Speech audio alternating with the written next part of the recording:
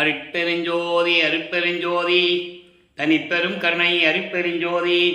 எல்லா உயிர்களும் இன்புற்று வாழ்க, வள்ளல் மலரடி வாழ்க வாழ்க, கொல்லா விரதம் குவளை எல்லாம் ஓங்குக, நல்லோர் நினைத்த நலம் பெறுக, நன்றி நினைத்த எல்லோரும் வாழ்க இசைந்து. உலக மக்களே, அறிவார்ந்த அன்பர்களே, ஆண்மநேய ஒருமைப்பாடுடைய அன்பர்களே, வல்லப்பமான நமக்கு அருளிய திருவுட்பாவிலிருந்து அருட்பெருஞ்சோதி ஆண்டவருடைய திருவிளையாடல்களை பார்த்து கொண்டிருக்கிறோம்.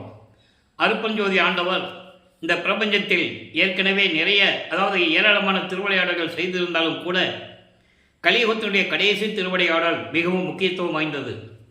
காரணம், இந்த பிரபஞ்சம் தோன்றிய காலத்திலிருந்தே உருவான அந்த 4 யுகங்களும், கிரேத யுகம், திரேத யுகம், துவார யுகம், கலியுகம், இந்த 4 யுகங்களிலுமே தோன்றிய மார்க்கங்களும் சமயங்களும் மதங்களும் முடிவடைந்த நிலையில் இப்போ நம்ம சதுர்யுகத்திலிருந்து விட்டோம். கலியுகம் ஏற்கனவே 1900 ஆண்டுகளிலே முடிந்து விட்டது. அப்போ இந்த 4 யுகங்களிலுமே தோன்றிய மதங்களும் சமயங்களும் மார்க்கங்களும் முடிவடைந்த நிலையில் இருக்கின்றன. காரணம், ஒவ்வொரு யுகத்திற்கும் ஆயுள் காலம் உண்டு. நான் ஏற்கனவே கூறியது போல கிரேத யுகத்திற்கு 17,28,000 வருடங்களும், திரேத யுகத்திற்கு 12,96,000 வருடங்களும், துவார யுகத்துக்கு 8,64,000 வருடங்களும், கலியுகத்திற்கு 5,000 வருடங்களும் என்று ஒவ்வொரு யுகத்திற்கும் ஆயுள் காலம் உண்டு. இந்த கலியுகத்திற்கு சித்தாந்தமும் வேதாந்தங்களும் புராண நூல்களும் ஆகம நூல்களும் கூறுகின்றன. பிரம்மனுடைய ஆயுள் காலத்தை நிர்ணயித்து 4,32,000 வருடம் கலியுகம் என்று கூறியிருக்கிறார்கள்.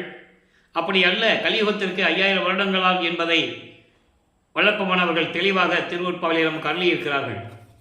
அப்போ இந்த கலியுகம் முடிந்த உடனே ஏற்கனவே 4 யுகங்களிலுமே தோன்றிய சமயங்களும் மதங்களும் மார்க்கங்களும் அதை தோற்றுவித்தவர்கள் தங்களுடைய கர்த்தாக்களை, கர்த்தா என்பது தலைவர்களை, உதாரணத்திற்காக சைவ சமயத்தினுடைய தலைவன் சிவபெருமான், வைஷ்ணவ சமயத்தின் தலைவன் திருமால், கௌபாரத்துடைய சமயத்தினுடைய தலைவன் முருகன், கானாபத்திய சமயத்தினுடைய தலைவன் விநாயகன், சௌரம் சூரியன், சாகரம் அம்மை, இப்படி ஒவ்வொரு சமயங்களுக்கும் தலைவர்கள் உண்டு.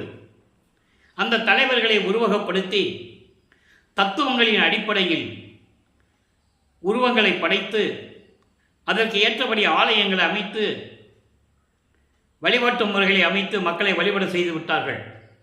இது காலங்காலமாக நடந்து கொண்டிருக்கிறது. இந்த நிலைகள் மாற வேண்டும். அதெல்லாம் அந்த யுகத்தில் முடிஞ்சிருச்சு. இப்போ நாம் வாழ்ந்து கொண்டிருக்கின்ற இந்த சதுர்யுகத்திலே, ஒளி யுகத்திலே வாழ்கின்ற மக்களுக்கென்று ஒரு மார்க்கம் வேண்டும். அப்போ அந்த ஆன்மீக மார்க்கம் சமரசமாக இருக்க வேண்டும் என்பதற்காக அருட்பெருஞ்சோதி ஆண்டவர் சுத்த சன்மார்க்கத்தை நிறுவி அதை தன் மகன் கையில் ஒப்படைத்து இந்த பூலோகத்திற்கு ஒரு தாயின் வழியாக வருவிக்க செய்து தனது மகனை 51 ஆண்டுகள் இந்த பூலோகத்திலே உலாவ விட்டு சமயங்களிலும் மதங்களிலும் மார்க்கங்களில் கூறப்பட்ட நெறிகளை பின்பற்ற செய்து அதன் பிறகு இதெல்லாம் தேவையில்லை, சுத்த சன்மார்க்கம்தான் உலக மக்களுக்கு தேவை என்ற நிலையை மக்களிடம் சொல்லி உலக மக்களெல்லாம் சுத்த சன்மார்க்கத்தில் சேர்க்க வேண்டும் என்பதற்காகவே தனது அருளால் பெற்றெடுத்த ஒரு ஆண்மகனை செல்வப்பிள்ளை என்று பெயரிட்டு வளர்த்து கொண்டிருக்கின்ற சூழ்நிலையில் சதாசிவத்துடைய ஆயுள் காலம் 51 ஆண்டுகள் முடிவடையக்கூடிய அந்த நிலையில் ஏற்கனவே பிரம்மன், திருமால், ருத்திரன், மகேஸ்வருடைய ஆயுள் காலம் முடிந்து பதவிகளை இழந்து, பதவிகள் என்பது அவர்கள் செய்து கொண்டிருந்த தொழில்கள், படைக்கும் தொழில், காக்கும் தொழில், அழித்தல், மறைத்தல் என்ற 4 தொழில்களையும் செய்து கொண்டிருந்த பிரம்மன், திருமால், ருத்திரன், மகேஸ்வருடைய ஆயுள் காலம் முடிந்து, செயல்காலம் முடிந்து, அருளாற்றலெல்லாம் அவங்களுக்கு முடிந்து போய் இறைவனிடம் சரணடைந்து விட்டார்கள். இறுதியாக சதாசிவன் தான் 5 தொழில்களை செய்து கொண்டிருப்பார். அவருடைய காலம் முடியும் போது 51 ஆண்டுகள் இருக்கின்ற நிலையில தான் அருட்பெருஞ்சோதி ஆண்டவர் 1823 ஆண்டு திருவிளையாடலை தொடங்கி 30/1/1874 இரவு 12 மணி வரையிலும் தன்னுடைய திருவிளையாடல்களை செய்து கொண்டிருக்கிறார். தனது மகனை, தன்னுடைய செல்வ பிள்ளையை 5/10/1823 ஆண்டு இந்த பூலோகத்திற்கு வருவிக்க செய்தார். அதற்கு முன்னாலேயே திருவிளையாடல் தொடர்ந்து விட்டது. ஒரு தாயின் கருவறையிலே 10 மாதங்கள் தனது மகன், நமது குழந்தை இறைவன் பிள்ளை பெருமானவர்கள் இருக்கும்போது அங்கே கருவறையிலே எப்படியெல்லாம் திருவரையாடல் நடந்தது என்பதை நாம் தெளிவாக பார்த்து விட்டோம். அதன் பிறகு 5 மாத குழந்தையாக இருக்கும்போது தில்லையிலே சிதம்பரத்திலே தனது மகனுக்கு அருட்பெருஞ்சோதி ஆண்டவர் சிதம்பர ரகசியத்தை காட்டியதையும் சிவ ரகசியம் என்று கூறுவார். வெட்ட வெளியாக காட்டுகிறார். அந்த விளக்கங்களை எல்லாம் நாம் பார்த்து விட்டோம்.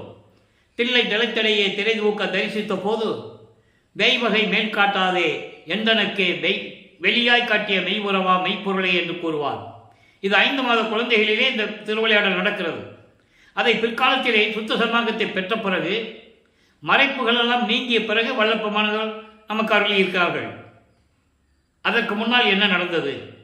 இப்போ ஒரு தாயின் கருவறையிலே 10 மாதம் இருந்து இந்த மண்ணுலகை தொடும்போது பிரம்மன், திருமால், ருத்திரன், மகேஸ்வரன் போன்ற பதத்தலைவர்களும் முனிவர்களும் ரிஷிகளும் வானவர்கள் தேவர்கள் கூட்டத்தை சேர்ந்த 18 கூட்ட நமநிலை தலைவர்கள் எல்லாம் வந்து எங்களை எல்லாம்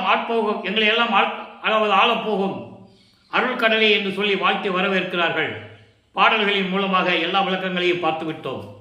இப்போ நமது பிள்ளை பெருமானவர்கள், அதாவது ராமைய பிள்ளை அவர்கள் சின்னையம்மை அவர்களுடைய இல்லற வாழ்க்கையிலே சிதம்பரம் அருகே உள்ள மருதூர் என்ற கிராமத்திலே வருவிக்க உற்றார் நமது பிள்ளை பெருமானவர்கள். அதற்கு முன்னாலேயே அவர்களுக்கு உலகியலிலே பிறந்த குழந்தைகள் 4 பேர் உண்டு, 2 ஆண் 2 பெண். அப்போ ராமைய பிள்ளை அவர்கள் காலமான உடனே சின்னைமையார் அவர்கள் இந்த குழந்தைகள் எல்லாம் அழைத்துக் கொண்டு சின்னக்காவனம் என்ற ஊருக்கு செல்கிறார். அதான் அந்த அம்மா பிறந்த ஊர் முன்னேரி பக்கத்தில் இருக்கு. இப்போ நம்ம ஒவ்வொரு எபிசோடு பார்க்கும்போது முன்கதை சுருக்க சொல்கிறோம். அதை நீங்கள் நல்லா புரிஞ்சுக்கணும். இன்னைக்கு எபிசோடு வந்து 307 பதிவு 307வது பதிவு. இன்னைக்கு இறைவனுடைய திருவிளையாடலை பார்த்துருக்கோம். அதற்கு முன்னால் அருப்பாவுடைய பாடலுடைய விளக்கங்கள் எல்லாம் நம்ம பதிவில் போட்டிருக்கோம். 5 ஆண்டுகளாக அருப்பாவுடைய விளக்கங்களை கூறிக்கொண்டிருக்கிறேன். அதை நீங்கள் நம்ம யூடியூப்பில் போனால் நீங்கள் பார்த்துக்கலாம். அப்போ இந்த நிலையில் இருக்கும்போது அங்கே சில காரணங்களால், குடும்ப சூழ்நிலைகள் காரணங்களால் அங்கே இருக்க முடியவில்லை. அதன் பிறகு சென்னையிலே வந்து குடியேறுகிறார்கள். அவர்கள் குடியேறிய பகுதி ஏழுகணர் தெரு என்ற ஏழுகணர் பகுதியில் இருக்கின்ற வீரசாமி முதலியார் தெருவிலே குடியேறுகிறார்கள். நமது குழந்தை இறைவன் பிள்ளை பெருமானவர்கள் வளர்ந்து கொண்டிருக்கிறார்.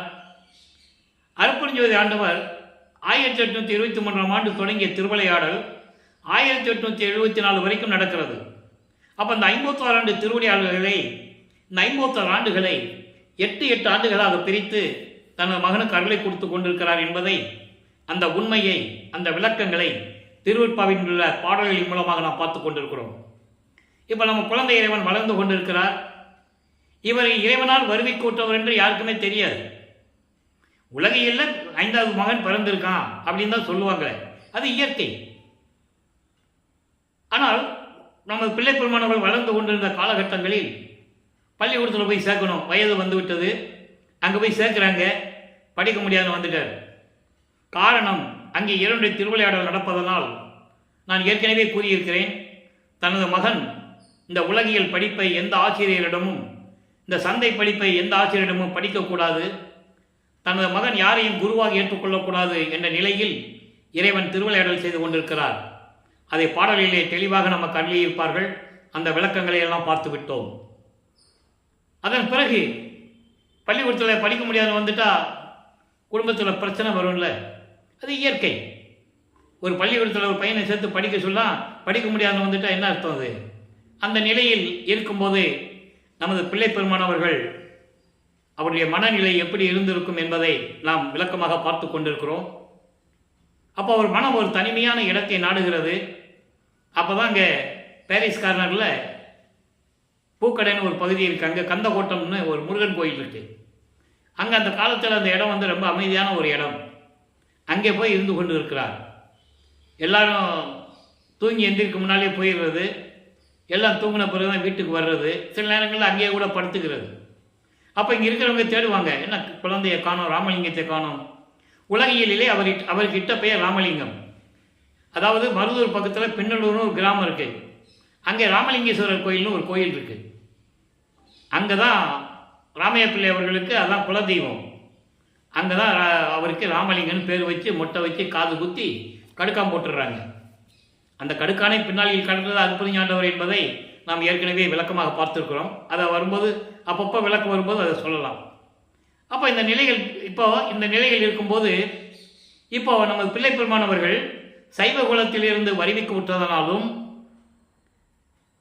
சைவ சமயத்தின் தலைவனாகிய சிவபெருமானை வழிபட்டு கொண்டிருப்பதனாலும் சைவ சமயத்தின் அடையாளமாகிய திருநீரை பூசிக்கொண்டிருக்கிறார். உத்திராட்சமலை போட்டுட்டு தான் இருக்கிறார். அது அவர் செஞ்சுதான் ஆகணும். அவருக்கு அப்போ தெரியாது, சுத்த சன்மார்க்கம் தெரியாது, அருப்பஞ்சோதி ஆண்டவர் யாருன்னு தெரியாது, எப்படி திருவிளையாடல் நடக்குதுன்னு அவருக்கு தெரியாது. அப்போ 8 ஆண்டுகள் வரைக்கும் இதே நிலை தொடர்ந்து கொண்டிருக்கிறது. வருவிக்கப்பட்ட 1ஆம் ஆண்டிலிருந்து 8 ஆண்டுகள் வரைக்கும் இந்த நிலை தொடர்ந்து கொண்டிருக்கிறது. 2வது எட்டில் அடியெடுத்து வைக்கும்போது, அதாவது 9வது ஆண்டில் இறைவன் தன்னை எப்படி ஆட்கொண்டார் என்பதை பாடல்களிலே கூறிய விளக்கங்களை முழுவதுமாக பார்த்து விட்டோம். ஆண்டாறு 3 ஆண்டிலே ஆட்கொண்ட அருள்கடலை என்று கூறுவார். 6 + 3 9. 6ஓடு 3வது ஆண்டிலே என்னை ஆண்ட கருணையின் கடலே என்று கூறுவார். அப்போ இறைவன் தன்னை ஆட்கொண்டது 9வது ஆண்டில் என்பதை திருவருட்பாவிலே நமக்கு தெளிவாக அருளியிருக்கிறார்கள். அப்போ 9வது ஆண்டில் இறைவன் அவர் முன் எழுந்தருளி, ஏன்னா இவர் மனம் கஷ்டத்தில் ரூமில் போய் பூட்டிட்டு உள்ள தீபத்தை ஏற்றிட்டு அழுகிறார். என்னை இந்த பூலோகத்துக்கு வருகை செய்துவிட்டு ஏன் இந்த சோதனை எல்லாம் எனக்கு என்று கூறும்போது இறைவன் மகன் முன் எழுந்தருளி, மகனே, நீ என்னால் வருவிக்க உற்றவன், சில காரியங்கள் எல்லாம் நடப்பதற்காகத்தான் உன்னை இந்த பூலோகத்திற்கு வருவிக்க செய்தேன். அதை முன்பருவம் பின்பருவம் காட்டி உனக்கு அருள் செய்வேன். இப்பொழுது ஞானத்தை தருகிறோம், பெற்றுக்கொள் என்று சொல்லி ஞானத்தை கொடுத்துவிட்டு மறைந்து விடுகிறார். இவருக்கு மறைப்பு நிலை ஏற்படுகிறது. மறைப்பு என்பது பிரபஞ்சத்தின் உண்மைகள்லாம் சில, இவர் எப்படி இருந்தார், இதுக்கு முன்னால் எந்த யுகத்தில் எப்படி இருந்தார் அப்படின்ற நிலைகள்லாம் அப்போ அவருக்கு தெரியாது. சுத்த சன்மார்க்கத்தை பெற்ற பிறகுதான் சொல்லுவார், நான் ஒவ்வொரு யுகத்தில் இருந்தேன்னு சொல்லுவார். அப்போ இந்த நிலைகள் இருக்கும்போது இப்போ சிவபெருமான் தான் இறைவன் அவருக்கு தெரியும். சைவ சமயத்தில் இருக்கிறாரு. திருநீரை பூசிட்டு சரியை கிரியை யோகம் என்ற 12 நிலைகள் இருந்து கொண்டிருக்கிறார். சரியை என்பது தான் நினைக்கும் இறைவனை உருவகப்படுத்தி வழிபட்டு கொண்டிருப்பது. கிரியை என்பது அந்த உருவத்திற்கு கற்பூரை ஏற்றி தேங்காய் பழம் ஏற்றி அந்த சங்கற்ப விகற்பங்கள் சொல்லுவார். சைவ சமயத்துடைய சங்கற்ப விகற்பங்கள் கற்பூரை ஏற்றி ஊதுவத்தி ஏற்றி தேங்காய் பழம்லாம் வச்சு இப்படியெல்லாம் சிவ உருவத்து வழிபாடு, வேள்வி மந்திரம் சொல்லி வேள்வி வளர்த்து வழிபடுவது. அதாவது நமச்சிவாயா, சிவாய நம, ஓம் சிவாயா என்று சொல்லி சிவசிவா என்று சொல்லி வழிபடுவது, அது கிரியை. யோக நிலையிலிருந்து கொண்டு வழிபடுவது. இந்த 12 நிலைகளும் சமயங்களுக்கும் மார்க்கங்களுக்கும் மதங்களையும் சார்ந்தது. சுத்த சன்மார்க்கத்து அது கிடையாது என்பதை நம்ம பின்னால் பார்க்க போகிறோம். இப்போ இந்த நிலையில் இருந்து கொண்டிருக்கும் போது இறைவன் ஆட்கொண்ட பிறகு இந்த நிலையில் இருந்து கொண்டு சிவபெருமானிடம் முறையீடு செய்கிறார். 1ஆம் திருமுறை உருவாகிறது. அங்கே 1ஆம் திருமுறை 8 பதியங்கள். ஏற்கனவே நான் கூறியது போல திருவடி புகழ்ச்சி, விண்ணப்ப கழிவன்பா, நெஞ்ச அறிவுறுத்தல், சிவநேச வெண்பா, மகாதேவ மாலை, திருவருள் முறையீடு, வடிவுடை மாணிக்க மாலை, இங்கித மாலை. இதிலே திருவருள் முறையீடிலிருந்து இறைவனுடைய திருவிளையாடலை பார்த்து கொண்டிருக்கிறோம். இன்னும் பதியங்கள் நிறைய இருக்கிறது. நம்ம காலம் போக போக நம்ம பார்க்கலாம். இப்போ திருவருள் முறையீடில் 232 பாடல்களையும் முழுவதுமாக பார்த்து விட்டோம். இந்த பூலோகத்திற்கு ஒரு தாயின் வழியாக என்னை வருவிக்க செய்து, இதற்கு முன்னால் பாடலில் சொல்லுவார், ஒரு தாயின் கருவறையில் எப்படி இருந்தேன்னு சொல்லுவார். மகாதேவ மாலையில் 87வது பாட்டில் தெளிவாக சொல்லுவார், எம்பெருமான் நின் விளையாட்டின் சொல்வேன் நான், ஏதுமறியா சிறியேனை புலால் சொத்தை சிறு வீட்டில், அதாவது ஒரு பொந்தில் கொண்டு அரைச்சி வச்சுட்டேன்னு கேட்பார். இரத்தத்தாலும் எலும்புகளாலும் துர்நாற்றம் பிடித்த அந்த இடத்திலே என்னை ஏன் இருக்க செய்தாய், சிறை செய்தாய். அங்கே என்ன நடந்தது தெரியுமான்னு சொல்லுவார் எங்கள் அப்பா கிட்ட. தத்துவ சேட்டைகளும் காம ஆதி அரட்டர் எல்லாம். காம ஆதி அரட்டர் என்பது பிண்ட துரிசுகள். காமம், குரோதம், லோபம், மோகம், மதம், ஆச்சரியம் போன்ற பிண்ட துரிசுகள் எல்லாம் என்னை எப்படி மிரட்டின தெரியுமா, எப்படி மிரட்டியது தெரியுமா. தத்துவ கூட்டத்தை சேர்ந்த இந்த பெண்களும் தத்துவ சேட்டைகளும் எப்படியெல்லாம் என்னை துன்புறுத்தினார்கள். இதெல்லாம் என்னை ஒரு தாயின் கருவறையில் வைத்து இப்படியெல்லாம் செய்தாயே, இது ஒரு தந்தைக்கு அழகா என்றெல்லாம் கேட்பார். அப்படியே என்ன நீ இந்த பூலகத்துக்கு கொண்டு வந்த, எதுக்கு கொண்டு வந்த அப்படியெல்லாம் கேட்பார். அந்த நிலைகள்லாம் நம்ம ஏற்கனவே விளக்கமாக பார்த்துட்டோம். அப்போ இந்த நிலையில் இருக்கும்போது இப்போ சிவபெருமானிடம் முறையீடு செய்கிறார், விண்ணப்பம் வைக்கிறார்.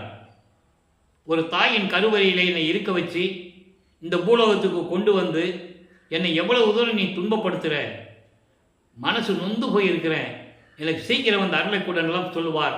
அந்த விளக்கங்களை முழுவதுமாக பார்த்து விட்டோம்.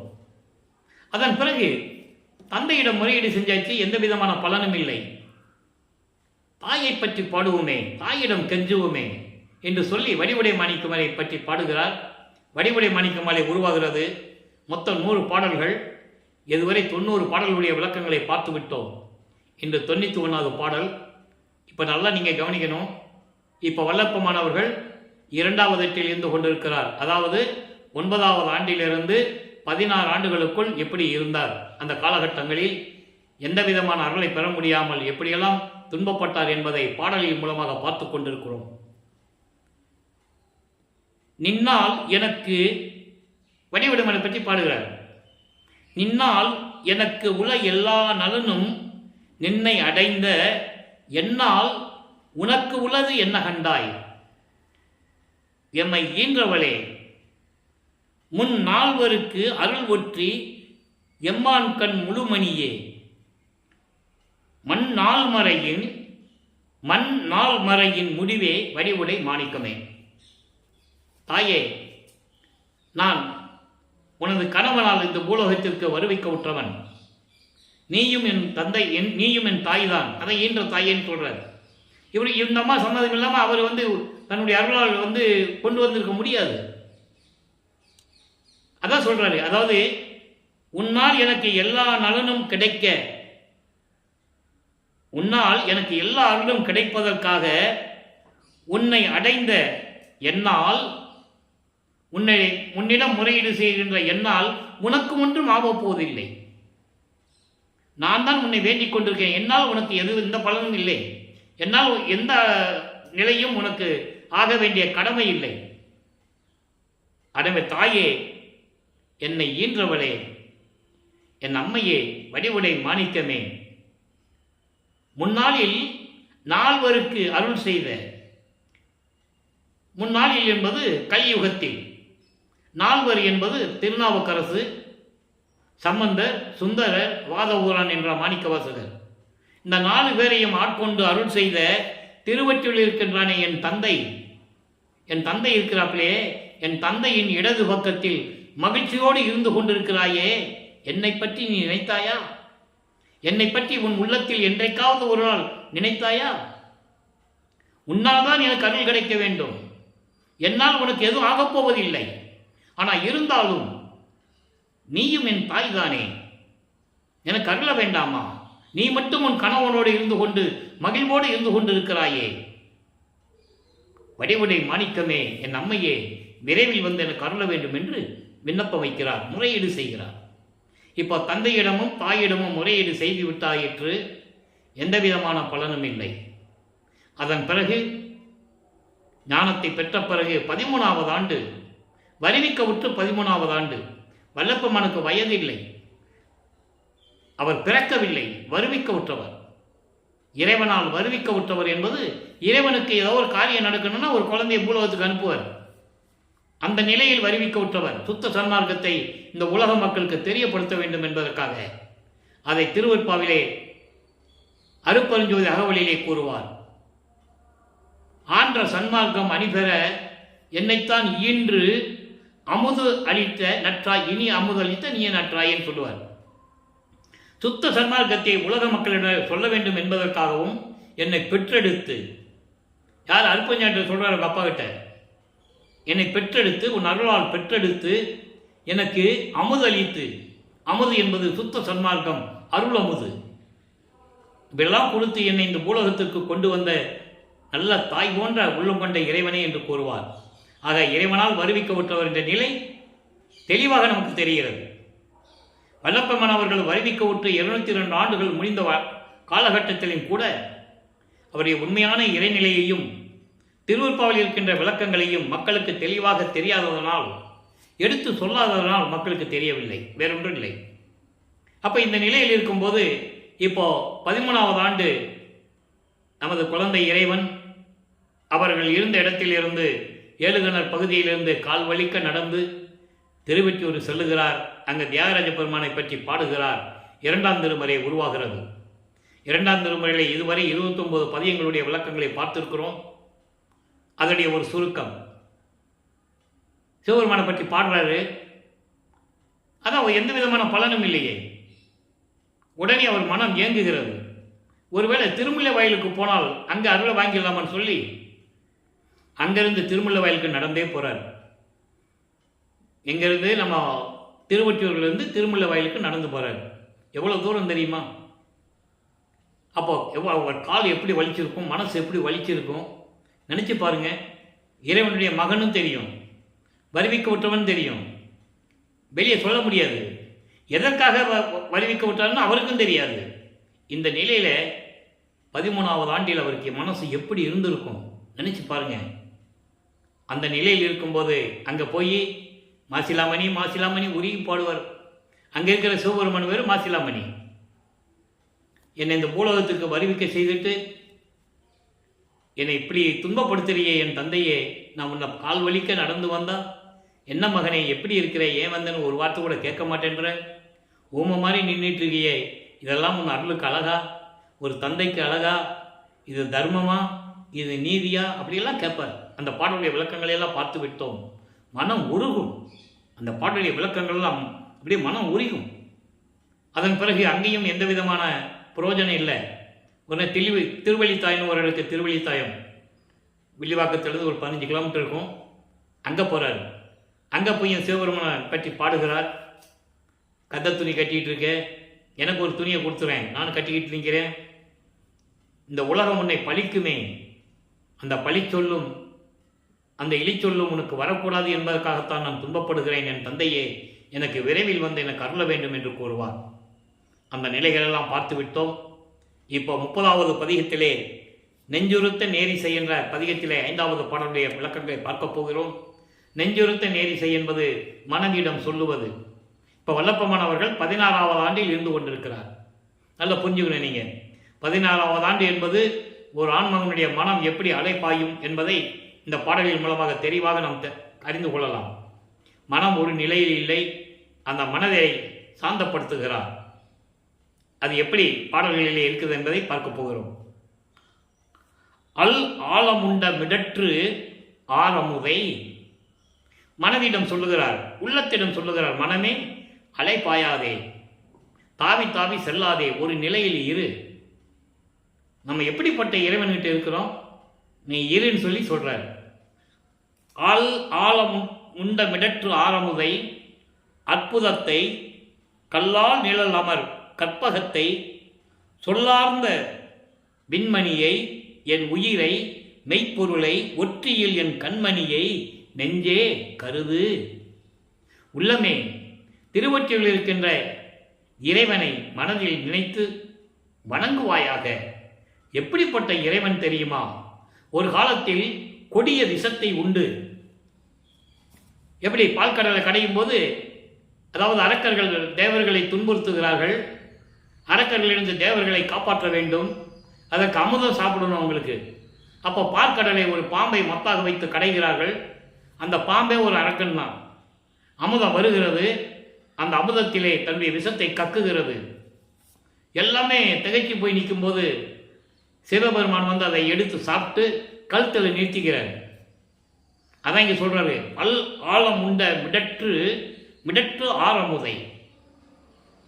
கழுத்தில் நிறுத்தி கொண்ட இறைவனை, அந்த கொடிய விஷத்தை சாப்பிட்டு கழுத்தில் நிறுத்தி கொண்ட இறைவனை, அற்புதமான கடவுளை கல் ஆள் நிழல் அமர் கற்பகத்தை. கல் ஆள் நிழல் என்பது கல்லால் ஆன ஆலமரத்தின் அடியில் உட்கார்ந்து கொண்டு உபதேசம் செய்த இறைவன். கற்பக மரம் போன்று கல்லாலான ஆலமரத்தின் கீழ் அமர்ந்து உபதேசம் செய்த இறைவன். 4 பேருக்கு செய்த இறைவன். சனகர், சனந்தர், சனாதனர், சனந்தகுமாரர். இவங்க 4 பேருக்கும் கல்லாலான ஆலமரத்தின் கீழ் அமர்ந்து கொண்டு உபதேசம் செய்த இறைவன். அப்படிப்பட்ட இறைவனை சொல்லார்ந்த விண்மணியை என்பது அருள் வாக்கு. அருள்வாக்கு நிறைந்த இறைவனை, அப்படிப்பட்ட ஒரு இறைவனை, என் உயிரை, மெய்ப்பொருளை, மெய்ப்பொருளான இறைவனை, ஒற்றியில் என் கண்மணியை, திருவொற்றியில் இருக்கின்ற இறைவனை மனமே நீ வணங்குவாயாக, நமக்கு விமோசனம் கிடைக்கும் என்று சொல்லி மனதை சாந்தப்படுத்துகிறார். இந்த நிலையில் இருக்கும்போது வல்லப்பெருமான் அவர்கள் இரண்டாவது முடியவர்களின் நிலையில் இருந்து கொண்டிருக்கிறார். ஆக 16 ஆண்டுகள் வரைக்கும் நமது பிள்ளை பெருமான் அவர்களுக்கு இறைவனிடமிருந்து எந்த அருளையும் பெற முடியவில்லை. இப்போ 3ஆம் வீட்டில் தொடங்குகிறது. அதாவது 17வது ஆண்டிலிருந்து 24 ஆண்டுகளுக்குள் என்ன நடந்தது என்பதை 3ஆம் திருமுறையில் இருக்கின்ற பாடல்களின் விளக்கங்களில் முழுமையாக பார்த்துவிட்டோம். 19 பதிகங்கள், 235 பாடல்கள். ஒவ்வொரு பதிகத்தில் எப்படியெல்லாம் இருந்தது என்பதை ஒரு சுருக்கத்தை சொல்ல வேண்டிய கடமை இருக்கிறது. இப்போ நிலைகள் மாறுகிறது, காட்சிகள் மாறுகிறது, ஆண்டுகள் உருண்டோடுகிறது. இந்த நிலையில் திருவொற்றியூரிலே தியாகராஜ பெருமானை வழிபடும் போது இப்போ தியாக பெருமான் காட்சி கொடுக்கிறார். இப்போ தியாகராஜ பெருமான் காட்சி கொடுக்கிறார் அவருக்கு. இவருக்கு ஒரே சந்தோஷம், இத்தனை வருஷமும் இல்லாதது இப்போ நடக்குது, அப்போ எப்படி இறைவன் அருளை பெற்றுவிடலாம் என்ற நிலையில் இருக்கும்போது காட்சி கொடுக்கிறது மறைஞ்சிடுறது, பேசுறது இல்லை. இப்படி நிலைகள் தொடர்ந்து கொண்டிருக்கும் போது தன்னுடைய மனதில் இருக்கின்ற ஏக்கத்தையும் பரிதி வைப்பையும் ஒரு எதிர்பார்ப்பையும் நாரையையும் கிளிகளையும் கூப்பிட்டு தன்னுடைய நிலைகள் எல்லாம் சொல்லி தியாகராஜ பெருமான்கிட்ட போய் சொல்லுங்க, இப்படிப்பட்ட இறைவன் என்னை வருவிக்க செய்துவிட்டு இந்த பூலோகத்திலே நான் துன்பப்பட்டு கொண்டிருக்கிறேன், சாப்பிட முடியல, தூங்க முடியல, எதுவுமே பண்ண முடியல, நீங்கள் போய் என்னன்னு கேட்டு வாங்கன்னு சொல்லி அனுப்புவார். அது திரும்பி வராது, பதில் வராது. ஏன்னா இன்னும் ஆண்டுகள் இருக்கிறது, திருவிளையாடல் தொடர்ந்து நடக்கணும். இப்போ 24வது ஆண்டில் இருந்து கொண்டிருக்கிறார் வல்லப்பெருமான் அவர்கள். ஒரு குலத்தை பின்னுடைய குறி கேட்கிறது, ஜோசியம் பார்க்கறது, இந்த நிலையில் இருந்து கொண்டிருக்கிறார். ஏன்னா உலகியல் அப்படிதான் செய்வாங்க, உலகியல்ல தான் அவர் இருக்கிறார்.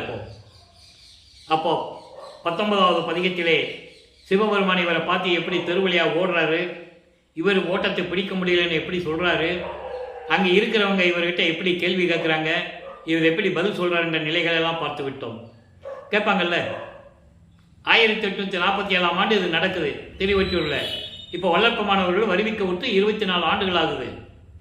இப்போ தான் ஒரு நிலைக்கு வந்துகிட்டு இருக்கிறார். அப்போ சிவபெருமான் பக்கத்தில் வந்து பேசுறது இல்லை. இவர் கண்ணை மூடிட்டு மெய்மறந்த நிலையில் இருக்கும்போது வந்து செல்லமாக கண்ணத்தை கிள்றது, உடம்பை தடவுறது, தலையை அப்படியே கோதி விடுறது, இந்த நிலைகள்லாம் நடக்கும். ஒவ்வொரு பாட்டிலையும் ஒரு நிலையை சொல்லுவார். அந்த பாடல்களை எல்லாம் நான் ஏற்கனவே கூறியது போல தன்னை தலைவியாகவும் இறைவனை தலைவனாகவும் இவரை ஒரு பெண்ணாகவும் அவரை ஆணாகவும் வர்ணனை செய்து அந்த பாடல்கள்லாம் சொல்லியிருப்பார். ரொம்ப அற்புதமாக இருக்கும். ஏன்னா காதலை சொல்லணும்னா ஒரு ஆணும் பெண் இருக்கணும். அந்த நிலையில் அவர் அந்த பாடல்கள்லாம் நமக்கு அருளியிருக்கிறார். அந்த விளக்கங்களை முழுவதுமாக பார்த்து விட்டோம். ஆக 3வது எட்டு முடிந்து விட்டது. 4வது எட்டில் அடி எடுத்து வைக்கிறார். 4 32. 25வது ஆண்டிலிருந்து 32 ஆண்டுகள் வரைக்கும் அங்கே என்ன நடந்தது என்பதை, அந்த 8 ஆண்டுகளில் நடந்தது என்பதை தெளிவாக 4ஆம் திருமுறையிலிருந்து 8 பதிகங்களில் இருந்தும் 197 பாடல்களிலிருந்து பார்த்து விட்டோம். அன்பு மாலை, அருட்பிரகாச மாலை, பிரசாத மாலை, ஆனந்த மாலை, பத்தி மாலை, அபராத மன்னிப்பு மாலை, அதிசய மாலை, இந்த பாடலுடைய விளக்கங்களை முழுவதுமாக பார்த்து விட்டோம். இப்போ நிலைகள் மாறுகிறது. இப்போ இவருக்கு கல்யாணம் பண்ணணும்னு சொல்கிறாங்க. இவர் முதல்ல முடியாதுதான் சொல்லுவார். அப்படி தான் சொல்லி ஆகணும். சொன்னவொடனே ஒத்துக்க முடியாது. அப்பா கிட்ட இருந்து அனுமதி வாங்கணும், அருட்பெருஞ்சாண்டவர்கிட்ட இருந்து அனுமதி வாங்கணும். அப்போ திருவொற்றியூர் கூடி நம்ம சொன்னால் கேட்க மாட்டேன்றாப்புல திருவொற்றியூர் கூட்டு போடுவாங்க. அங்கே ஒரு சாமியார் இருப்பார். இப்போ வல்லப்பெருமானுக்கு அருட்பெருஞ்சாண்டவர் தான் தன்னை வருவிக்க விட்டவர் இறைவன் என்று தெரியும். சுத்த சன்மார்க்கம் இப்போ தான் இருக்கிறது தெரியும்.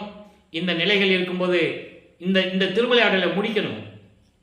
அந்த தகப்பொழி அம்மையாருக்கு தாலி கட்டணும். இவர் இது ஏற்கனவே நிர்ணயிக்கப்பட்டது. இறைவனுடைய திருவிளையாடலாம் நடந்துகிட்டு இருக்கு. அதனால தான் அந்த அம்மையார் இவர் வருவிக்க விட்ட குடும்பத்தில் ஒரு உறவினர் பெண்ணாக பிறக்கிறார். அக்கா பெண்ணாக பிறக்கிறான்னு வச்சுக்குவோம். சரியா? அப்போ அந்த பெண்ணுக்கு இவர் தாய்மாமன் முறையாகிறார். இந்த நிலை இறைவனுடைய திருவிளையாடல் என்பதை நீங்கள் புரிந்து கொள்ள வேண்டும். அப்போ இந்த நிலையில் இருக்கும்போது அப்பா சொல்லியாச்சு, இவர் திருமண ஏற்பாடு நடந்து கொண்டிருக்கிறது. அந்த திருமண விழாவிலே எல்லாரும் அமர்ந்திருக்கிறார்கள். இவர் தாலி கட்டணும். அவங்க அப்பாவையும் அம்மாவையும் எதிர்பார்க்கிறார். அருட்பெருஞ்சாண்டவரையும் சிவகாமி வள்ளியும் வரலையேன்னு சொல்லி மனசு ஏங்குறது. நேரம் கடந்துகிட்டு இருக்கு, தாலி கட்ட சொல்கிறாங்க. அப்போ பிரம்மன், திருமால், ருத்திரன் போன்ற பதத்தலைவர்கள், முனிவர்கள், ரிஷிகள்லாம் வாழ்த்துவதற்காக அங்கே உட்கார்ந்துருக்காங்க. அது மனிதர் கண்களுக்கு தெரியாது, மானிட பிறவிகளுக்கு தெரியாது இல்லையா? அப்போது இவர் தாலி கட்டிடுறாரு. அந்த அம்மாவுக்கு மோட்ச விட்டை காட்டி சஞ்சிதம், பிராரத்தம், அகாமியம் போன்ற கர்ம வினைகளை எல்லாம் நீக்கி அந்த அம்மாவுக்கு விமோசனத்தை கொடுத்து அந்த அந்த திருவிளையாடலையும் முடிக்கிறார். அது முடிந்த உடனே பற்றுகளை எல்லாம் நீக்க வேண்டும். இயல்பாகவே பாசங்களை நீக்குதல். இது இறைவனுடைய 8 குணங்கள்ல 5வது குணம். தன்மயத்தனாதல், தூய உடம்பினாதல், முற்றிலும் உணருதல், இயற்கை உணர்வினாதல், இயல்பாகவே பாசங்களை நீக்குதல். இப்போ 5வது நிலையில் இருந்து கொண்டிருக்கிறார். அப்போ இறைவனுடைய குணங்களில் 5வது குணத்தை எட்டி பிடிச்சிட்டா இருக்கும். இப்போ சமயங்களையும் மதங்களையும் மார்க்க நெறிகளையும் விடணும். விட்டாச்சு. சைவ சமயத்தின் அடையாளமாக திருநூறு பூசை நிப்பாட்டியாச்சு. அது பாடல்களை தெளிவாக விளக்க இருக்கு, யாரும் மறுக்க முடியாது. பாடல் அத்தனை விளக்கங்கள் உண்டு.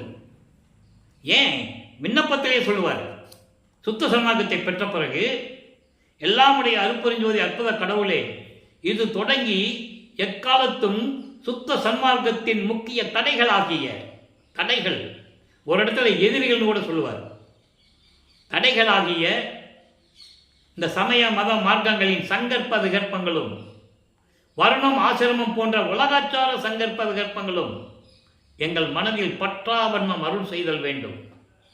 சுத்த சன்மார்க்கத்தின் முக்கிய லட்சியமாகிய ஆன்மநேய ஒருமைப்பாட்டுரிமை எங்களுக்குள் எக்காலத்தும் எவ்விடத்தும் எவ்விதத்தும் எவ்வளவும் விலகாமல் நிறைந்து விளங்க செய்வித்து அருளல் வேண்டும். ஆக சமயங்களும் மதங்களும் மார்க்கங்களும் சுத்த சன்மார்க்கத்தின் தடைகள் என்று கூறுகிறார். சங்கற்ப விகற்பங்கள் எல்லாம் தடைகள், சுத்த சன்மார்க்கத்துக்கு வர முடியாது. சும்மா அற்புதம் சொல்லிட்டா மட்டும் போதாது, எல்லாத்தையும் நீக்க வேண்டும். அந்த உண்மையெல்லாம் உலக மக்களுக்கு சொல்லுகிறார். மக்களிடம் சொல்ல வேண்டும்.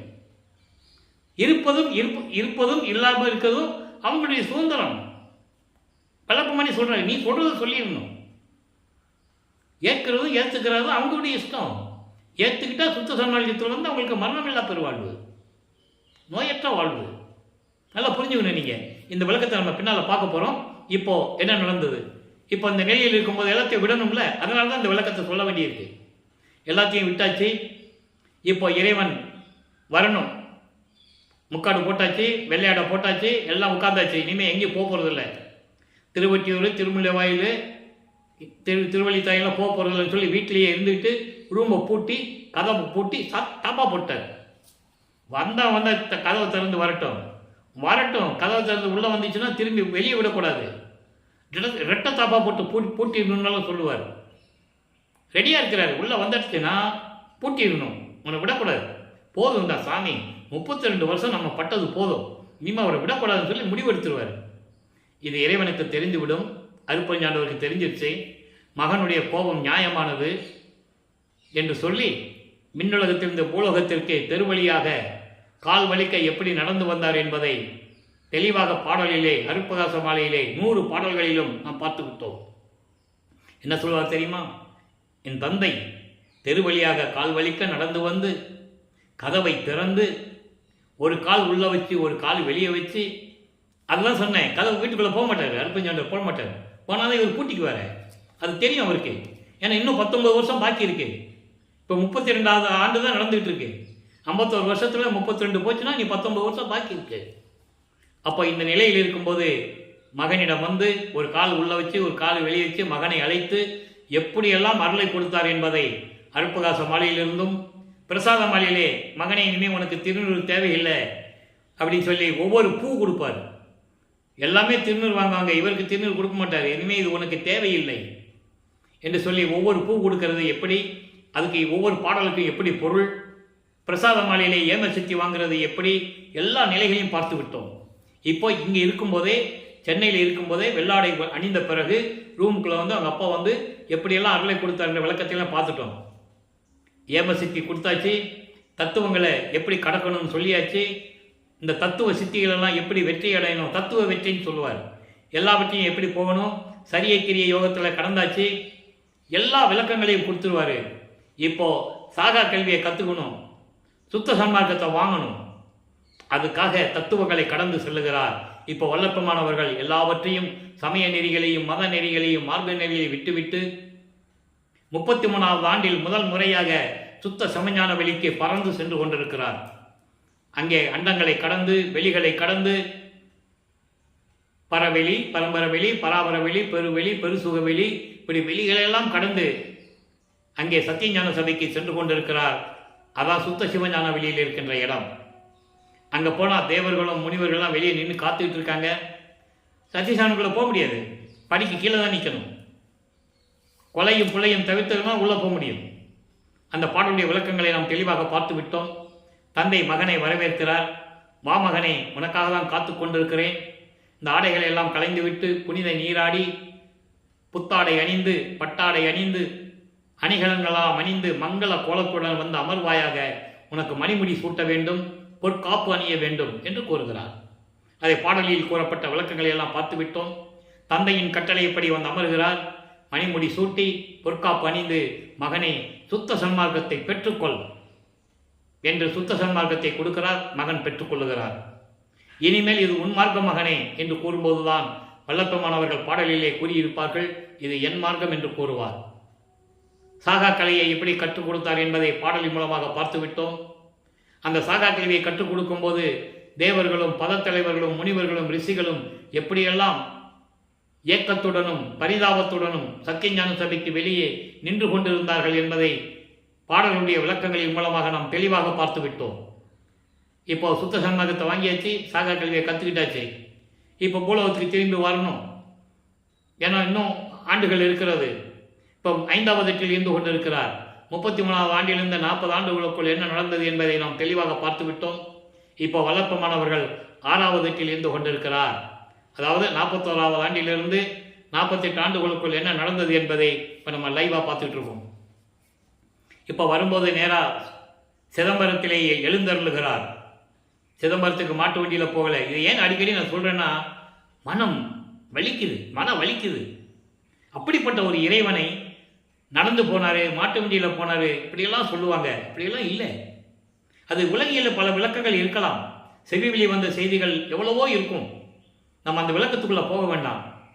அப்போ அங்கே சிதம்பரத்திலே கருமொழியின் வழி அந்த வீட்டு உரிமையாளரும் பரசுராமனும் பேசி கொண்டிருக்கும் போது இதெல்லாம் உண்மை. ஏன்னா அவர் சொல்கிறார், அந்த நிலையில் இருக்கும்போது இங்கே கருமொழியிலே வந்து எப்படி உறைவிடமாக எடுத்துக்கொண்டார் என்பதை நாம் தெளிவாக பார்த்து விட்டோம்.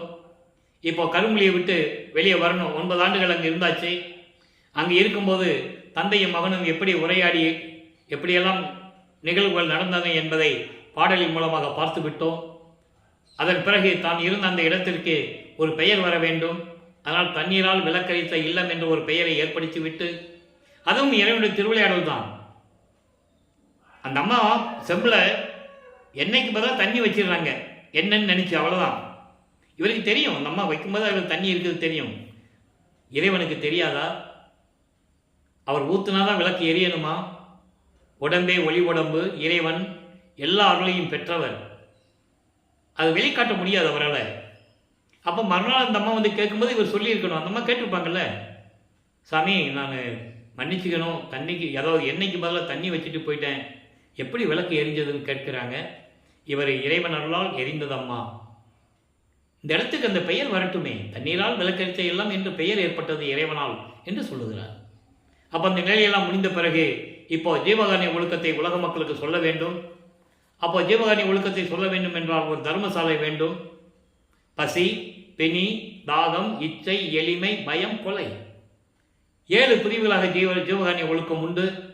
இதிலே பசியும் கொலையும் பரஜீவகாருண்யம், மீதெல்லாம் அபரஜீவகாருண்யம் என்று கூறுவார். அதை நம்ம பின்னாளில் விளக்கங்களை பார்க்க போகிறோம்.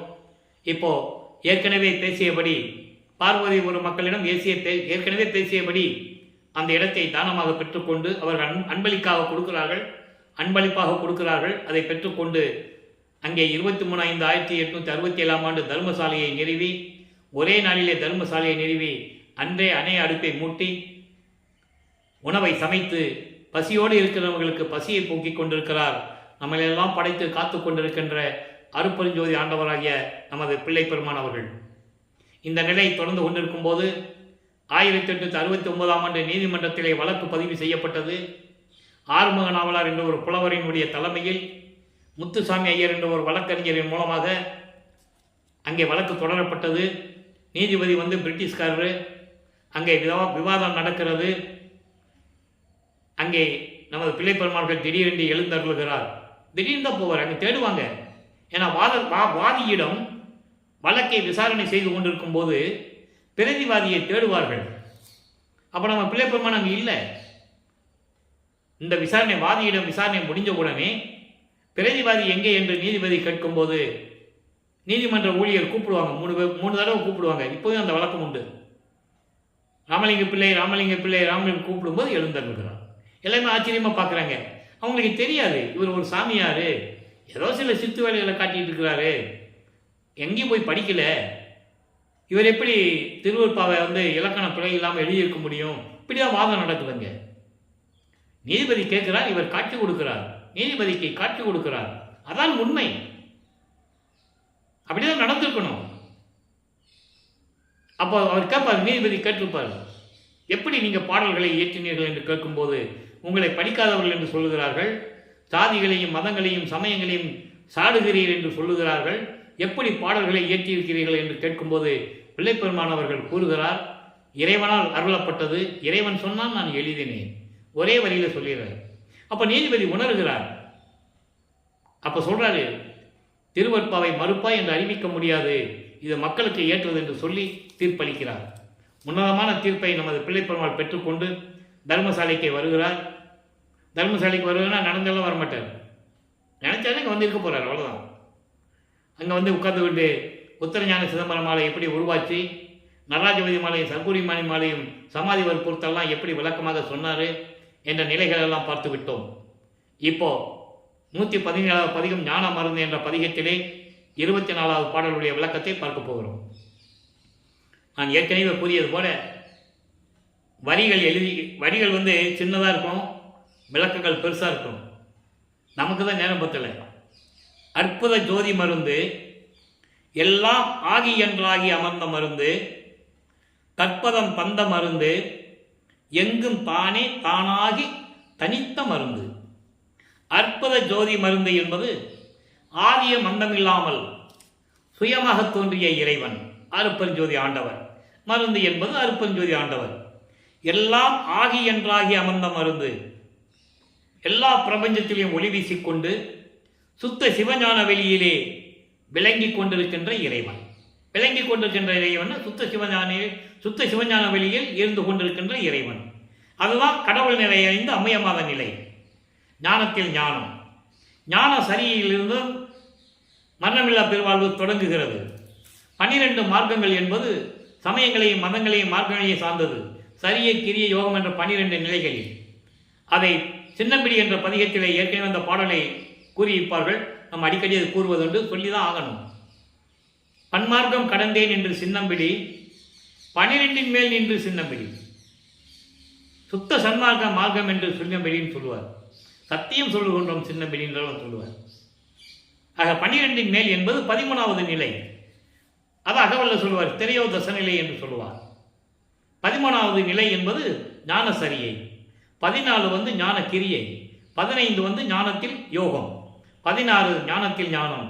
அந்த ஞானத்தில் ஞானம், அந்த நிலையில் சுத்த சிவஞான வெளியில் அமர்ந்து கொண்டிருக்கின்ற இறைவன் ஆகி என்றாகி அமர்ந்த மருந்து. எல்லாம் ஆகி, புரிஞ்சுக்கணும் நீங்க, எல்லா உலகங்களுக்கும் எல்லா உயிரினங்களுக்கும் தலைவனாகி சுத்த சிவஞான வெளியிலே அமர்ந்து கொண்டிருக்கின்ற இறைவன். அடுத்து சொல்றாரு, தற்பதம் தந்த மருந்து.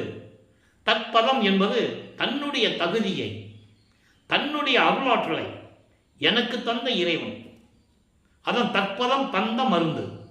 தற்பதம் என்பது தன்னுடைய தகுதியை, தன்னுடைய பாங்கை, அருள் பாங்கை, தன்னுடைய அருளாற்றலை எல்லாம் எனக்கு தந்த இறைவன் அருப்பெருஞ்சோதி ஆண்டவர். அதுக்கு தான் அந்த வரிக்கு விளக்கம். இன்னும் நிறைய சொல்லலாம், நமக்கு நேரம் இல்லை. இதுதான் விளக்கம், சுருக்கமாக சொல்றது. எங்கும் தானே தானாகி தனித்த மருந்து. எங்கும், பிரபஞ்சம் முழுவதும், எல்லா அண்டங்களிலும் பகிரண்டங்களிலும் எல்லா உலகங்களிலும் இருந்து கொண்டிருக்கின்ற திரு செங்கோல் ஆட்சி செலுத்தக்கூடிய அந்த திரு செங்கோலாட்சி யாருக்கு கொடுக்குறாரு? கடைசியில் மகன்கிட்ட கொடுக்குறாரு. அது சித்திவாளத்தில் கொடுப்பாரு. அந்த விளக்கத்தை நம்ம பின்னால் பார்க்க போகிறோம். திரு அருள் செங்கோலாட்சி செலுத்துவோம் என்று சொல்லுவார். செலுத்துவேன் என்று சொல்லவில்லை, செலுத்துவார் என்று சொல்லவில்லை. அதாவது நான் செலுத்துவேன் என்றும் சொல்லவில்லை, அருட்பெருஞ்சோதி ஆண்டவர் செலுத்துவார் என்றும் சொல்லவில்லை. செலுத்துவோம், திரு அருள் செங்கோலாட்சி செலுத்துவோம். அந்த செலுத்துவோம் என்பது இறைவன் அருட்பெருஞ்சோதி ஆண்டவர் தன்னுடைய தந்தை மகனோடு கலந்து கொள்கிறார். அப்போ 2 பேரும் ஒன்றாயிடுறாங்க. அப்போ 2 பேரும் சேர்ந்து தான் செய்யணும்னு சொல்கிறார். நானும் நீயும் ஒன்றென உரைத்த நல்கது சொல்லியே மையருவி எப்பல அந்த பகுதியில் சொல்லுவார். நீயும் நானும் ஒன்று என்று உரைத்த நல்கும் ஜோதியே. ஆக நீயும் நானும் ஒன்று. அப்போ 2 பேரும் ஒன்றாதனால அந்த நிலையை சொல்லுகிறார். தானாகி தனித்த மருந்து. அப்படி திரு அருள் செங்கோலாட்சி செலுத்தக்கூடிய சுத்த சிவ துரியாத நிலையில் இருந்து கொண்டிருக்கின்ற தனித்த என்பது மேல்நிலை. சுத்த சிவ துரிய நிலை வேற, துரியாதீத நிலை வேற. துரிய நிலைக்கு அப்புறம் துரியாத நிலை. அந்த நிலையில் இருந்து கொண்டிருக்கின்ற இறைவன் சொல்லிட்டாரா? இப்போ 147 பதிகம் அனுபவமாலை. அனுபவமாலை ஏற்கனவே நான் கூறியது போல 100 பாடல்கள், இன்னைக்கு 91வது பாடல். நீங்கள் நல்லா கவனிக்கணும். சமயங்களிலும் மதங்களிலும் மார்க்கங்களில் இருந்த காலகட்டங்களில் வடிவடைமனை பற்றி எப்படி பாடினாரு, அங்கே சிவபெருமானை எப்படி சொன்னார், எல்லா நிலைகளும் வரும். இங்கே வராது. சுத்த சன்மார்க்கத்தை பெற்ற பிறகு அதாவது சமயங்களையும் மதங்களையும் மார்க்கங்களையும் சார்ந்த இந்த சமயத்தின் தலைவர்கள் நிலையெல்லாம் வரவே வராது. சிவபெருமான் சைவ சமயத்தின் தலைவன். அந்த குரூப்பு தான் எல்லாமே. சிதம்பரம் நடராஜன், தியாகராஜன், சொக்கநாதன் எல்லாமே அது ஒரு நிலைகள். சைவ சமயத்தினுடைய தலைவர்கள். அது நிலைகள் வேறு. அங்கே இருந்தோம்னா நம்ம என்ன வேணால் பண்ணிக்கலாம். திருநீர் பூசிக்கலாம். வைஷ்ணவ சமயத்திலிருந்து நாமம் போட்டுக்கலாம். கொண்டி நாமம், ஒத்த நாமம், பாத நாமம், நிறைய நாமங்கள் இருக்குது.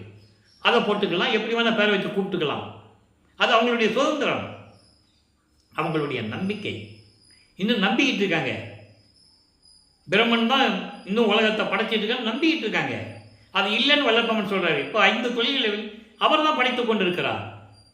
5 தொழில்களையும் செய்து கொண்டு படைத்தல், காத்தல், அழித்தல், மறைத்தல், அருளல் போன்ற 5 தொழில்களையும் செய்து கொண்டு பஞ்சபூதங்களை அடக்கிக் கொண்டு இந்த பிரபஞ்சத்தை இயக்கிக் கொண்டிருப்பது யார்? வல்லப்பமன் அவர்கள் என்பதை தெளிவாக திருவருட்பாவில் கூறியதை இங்கே நான் பதிவு செய்ய கடமைப்பட்டிருக்கிறேன். இப்போ என்ன கேட்டால் சொல்லுவேன், நான் என்னை படைத்தவர் எனது தந்தை வல்லப்பமன் என்று கூறுவேன். அந்த உறுதி வர வேண்டும். அந்த நிலை மக்களுக்கு எடுத்து சொல்ல வேண்டும். மக்கள் இன்னும் பழைய நிலைகளில் இருந்து கொண்டு அறியாமையில் இருந்து கொண்டிருக்கிறார்கள், மூட நம்பிக்கையில் இருந்து கொண்டிருக்கிறார்கள் என்று வல்லப்பமன் தெளிவாக பாடலிலே கூறியிருக்கிறார். ஏன்னா பரம்பரை அப்படியே வந்துருச்சு. அதை மாற்றணும் ரொம்ப நாளாகும். அதுக்கு தான் சுத்த சன்மார்க்கத்தை 51 ஆண்டுகள் இந்த உலகிலே இருந்து சுத்த சன்மார்க்கத்தை பரப்பியது வல்லப்பமன் அவர்கள். இப்போ பாருங்க, அனுபவ மாலையில் என்ன சொல்றான்னு பாருங்க. காணாத காட்சியெல்லாம் காண்கின்றேன். அதாவது தன்னை மனைவியாகவும் இறைவனை கணவனாகவும், தன்னை தலைவியாகவும் இறைவனை தலைவனாகவும், உள்ளத்தை தோழியாகவும் வர்ணனை செய்து உலக மக்களுக்கு சொல்லுவது போல இந்த பாடல்கள். முதல்ல பாடலிய விளக்கத்தை பார்க்குறோம். அதுக்கப்புறம் இது உலக மக்களுக்கு எப்படி சொல்றாரு. காணாத காட்சியெல்லாம் காணுகின்றேன், யாரும் பார்க்க முடியாத காட்சிகள். அதை நிறைய பாடல்ல சொல்லுவார். வானிருக்கும் பிரம்மரும் நாரணனும் பிறரும் மாதவம் பன்னாட் புரிந்து மணிமாடர் நடுவே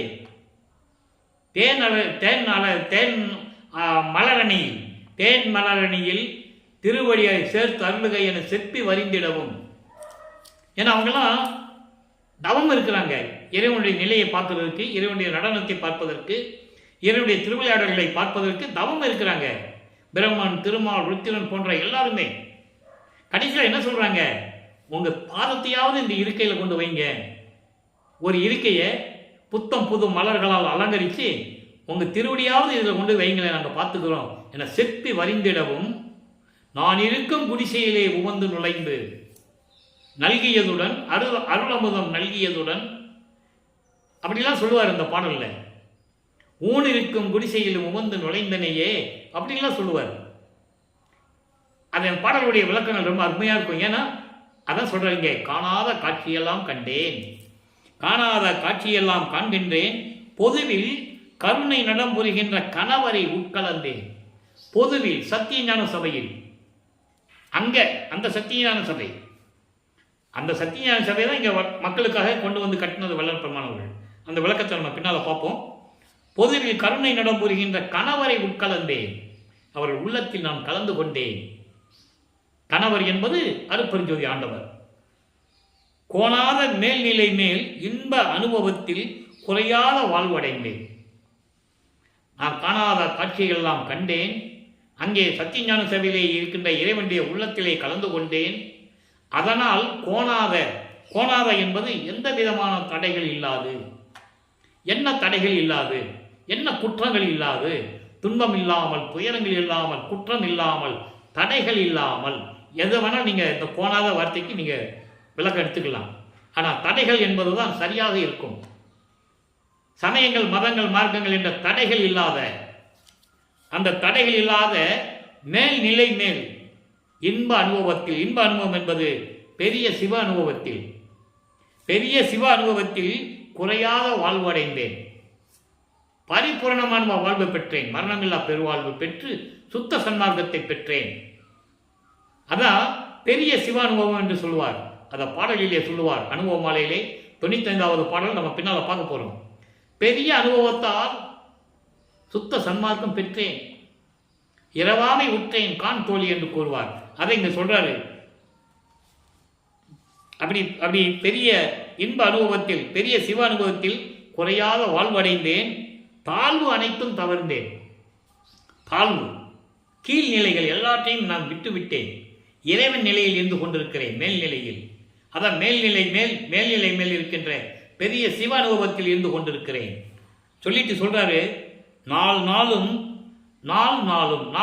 ஒவ்வொரு நாளும், நன்னாளும் என்று சொல்வார். அதாவது ஒவ்வொரு நாளும், ஒவ்வொரு நாளும் திருப்பொதிவில் நடம் பாடி பாடி நகைக்கின்றேன்.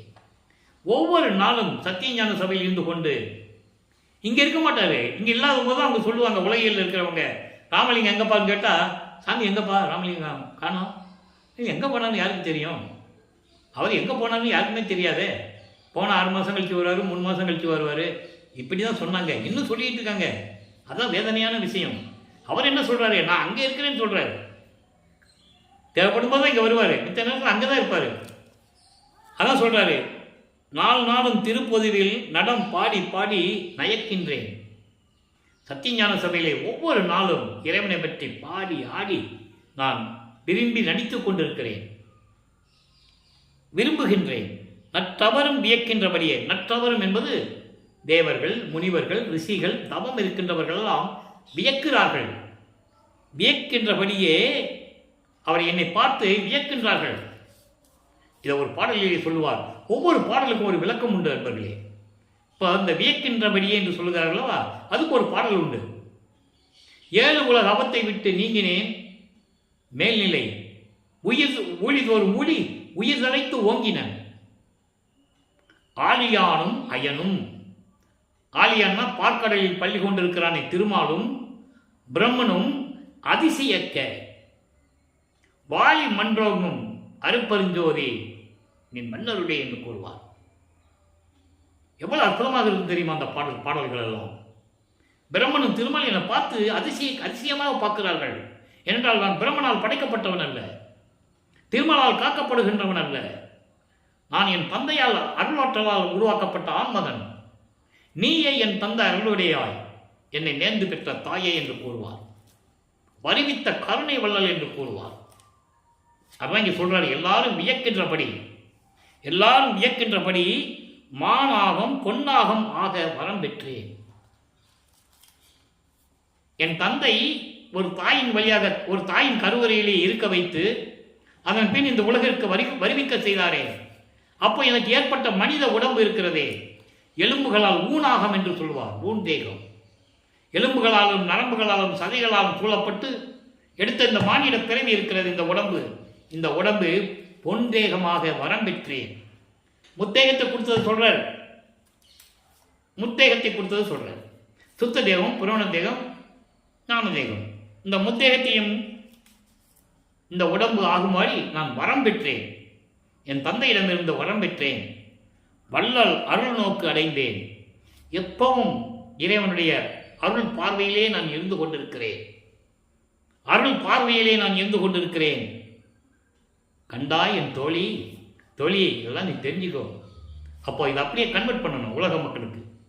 உலக மக்களே, நான் இந்த உலகத்திற்கு வருவிக்க உற்று சமயங்களிலும் மதங்களிலும் மார்க்கங்களிலும் என்னை இருக்க செய்து அதன் பிறகு சுத்த சன்மார்க்கத்தை கொடுத்து என்னை ஆட்கொண்ட பிறகு நான் காணாத காட்சியெல்லாம் கண்டேன் உலக மக்களே. எப்படி? அதன் பிறகு சத்தியஞான சபையிலே அருளுடனம் செய்து கொண்டு திருவிளையாடல் செய்து கொண்டிருக்கின்ற என் தந்தை அருட்பெருஞ்சோதியாண்டவன் உள்ளத்தில் கலந்து கொண்டேன். என்னை அன்போடு ஏற்றுக்கொண்டார். கோணாத மேல்நிலை மேல் தடைகள் இல்லாத மேல்நிலை என்று ஒன்று இருக்கிறதே, பெரிய சிவ அனுபவம். அதை இன்ப வடிவமாகி என்று சொல்லுவார். இன்ப அனுபவம் இன்ப வடிவம் என்று கூட சொல்லுவார். அப்படிப்பட்ட நிலையில் குறையாத வாழ்வடைந்தேன். இறைவனிடம் எப்படி அருளை பெற்றுக்கொண்டார் என்று சொல்லுகிறார். உண்மையான இறைவன் யார் என்று சொல்லுகிறார் உலக மக்களுக்கு. அதை நீங்கள் புரிந்து கொள்ள வேண்டும். சொல்லிட்டு சொல்றாரு, இனிமேல் எந்த கீழ்நிலைக்கு நான் செல்ல மாட்டேன். ஒவ்வொரு நாளும் சத்தியஞான சபையில ஆடி பாடி என் தந்தையை பற்றி ஆடி பாடி வணங்க வேண்டும் என்று விரும்புகின்றேன். நல்ல தவம் இருந்தவர்கள் ரிஷிகளும் முனிவர்களும் இதை அதிசயமாக பார்த்து கொண்டிருக்கிறார்கள். எப்படி இந்த உடம்பு, அதாவது ஒரு தாயின் வழியிலிருந்து பூலோகத்துக்கு வந்து எடுத்த அந்த மனித உடம்பு இருக்கிறதே, இது எப்படி 3 தேகமாச்சு என்று சொல்லி இதை பார்த்து வியந்து கொண்டிருக்கிறார்கள். எல்லாருமே வியந்து கொண்டிருக்கிறார்கள். இறைவனுடைய அருள் பார்வையிலே நான் இருந்து கொண்டிருக்கிறேன். அருள் நோக்கு அடைந்தேன். வள்ளல் அருள் நோக்கு அடைந்தேன். கண்டா என் தோழின்னு சொல்ல உலக மக்களே, நான் இறைவனுடைய அருள் பார்வையிலே இருந்து கொண்டிருக்கிறேன் என்று சொல்லி இந்த பாடல் நமக்கு அருளியிருக்கிறார்கள். ஆக அனுபவ மாலை என்பது இறைவனிடமிருந்து தன் தந்தையிடமிருந்து பெற்ற அனுபவங்கள். சுத்த சன்மார்க்கம் என்ன, இதுக்கு முன்னால் பாடல்கள் நம்ம நிறைய விளக்கங்கள் பார்த்துருக்கோம். எப்படி சுத்த சன்மார்க்கத்தை வாங்கினாரு? இயற்கை உண்மை விளக்க கடவுள் யார்? அருட்பெருஞ்சோதி ஆண்டவர். ஆதிய மந்தமில்லா தோன்றிய இறைவன், சாதிய மதமும் சமயமும் இல்லா இறைவன். இதெல்லாம் தெளிவாக நம்ம விளக்கங்களை பார்த்துட்டோம். இப்போ இறுதியாக ஒரே ஒரு விளக்கம். 52வது பதிகத்திலே பொது நடம் என்ற பதிகத்தில் இருக்கின்ற 14வது பாடலை பார்க்க போகிறோம். ஏன்னா இங்கே ஒவ்வொன்று சொல்கிறார, காணாத காட்சியெல்லாம் கண்டேன், அங்கே சத்தியஞான சபையிலே அருள் நடனம் செய்து கொண்டிருக்கிறேன் அப்படின்லாம் சொல்கிறார்ல, அதுக்கு விளக்கமாக ஒரு பாடல். பொது நடம். பொது நடம் என்பது சத்தியஞான சபையிலே என்ன நடக்கிறது, இறைவனுடைய திருவிளையாடல் எப்படி நடக்கிறது என்பதை இந்த 14வது பாடலில் நாம் கருளி இருக்கிறார்கள். அதை பார்ப்போம். அடியனின் பொருட்டு, நல்லா கவனிக்கணும், அடியனின் பொருட்டு இவ்வவனி மேல் கருணை வடிவை எடுத்து எழுந்தருளி நெடியனே முதலோர் பிறர்க்கு அரும் சித்தியெல்லாம் அளித்த மாநிதியை மடிவுறாது என்றும் சுத்த சன்மார்க்கம் வயங்க நல் வரம் தந்த வாழ்வே. எவ்வளவு அற்புதமான பாடல் தெரியுமா? அதாவது இந்த அடியனின் பொருட்டு, அதாவது ஏனாதான் எனினும் யான் அம்மையனின் அடியேன் என அறிந்தேன் என்று சொல்லுவார். அதோடு மட்டுமல்ல, என்ன சொல்றாருன்னா, நான் ஏற்கனவே எல்லா யுகங்களில் இருந்தவன் சொல்றார். என்னை புதிய நின்று போக்குதுரோனில் புதுசாக வந்தவன் சொல்லி என்னை தள்ளி விடலையா? பூர்வித்தினும் இந்த பிரபஞ்சம் தோன்றிய காலத்திலிருந்தே உன்னை திருவடிக்கு நான் பணி செஞ்சவன் சொல்றார். ஆக இந்த நிலையில் இருக்கின்றவர் வளர்ப்பமானவர்கள் என்பதை நீங்கள் புரிந்து கொள்ள வேண்டும். அப்படி அடியன் பொருட்டு இந்த பூலோகத்திலே என்னை வருவிக்க செய்து என் முன்னால் கருணை வடிவு எழுந்தருளி நெடியனே முதல்வர், நெடியன் திருமால், அதாவது பிரம்மன், திருமால், ருத்திரன், மகேஸ்வரன், சதாசிவம் போன்ற பதத்தலைவர்கள், வானவர்கள், தேவர்கள் யாரும் பெற முடியாத அத்தனை அரிய நிலையில் இருக்கின்ற அருள்களை எல்லாம் எனக்கு கொடுத்தாயே, அளித்த மாநிதியே. அதான் அகவல்ல சொல்லுவார், மூவரும் தேவரும் முத்தரும் சித்தரும் யாவரும் பெற்றிடாயியல் என கழித்தனை. அது ஒன்று போதும், யாரும் பெற முடியாத அத்தனை அருள்களையும் எனக்கு கொடுத்தாயே என்று கூறுவார். அந்த நிலையில் இருந்து கொண்டிருக்கிறவர் வளர்ப்பெருமான். அவர் துறவி அல்ல. இந்த பூலோகத்திற்கு எதுக்கு வருவிக்க விட்டார் என்ற நிலையை உலக மக்களுக்கு சொல்ல வேண்டும். அந்த நிலை இருக்கும்போது அடுத்து சொல்றார் பாருங்க, மடி ஊறாது என்றும். மடி ஊறாது என்பது என்றும் அழிவில்லாமல் மரணமில்லா பெருவாழ்வையும் எனக்கு கொடுத்து சுத்த சன்மார்க்கத்தையும் இந்த உலக மக்களிடம் விளங்க வேண்டும் என்பதற்காக, உலக மக்களை எல்லாம் சுத்த சன்மார்க்கத்தில் சேர்ப்பதற்காக என்னை இந்த பூலோகத்திற்கு வருவித்து நல்ல வரம் தந்த வாழ்வே. தெளிவா சொல்லிட்டார். இந்த பாடல் இந்த ஒரு வரி போதும். ஏன் வருவிக்க விட்டார் என்ற நிலையை தெளிவாக நமக்கு அள்ளியிருக்கிறார்கள்.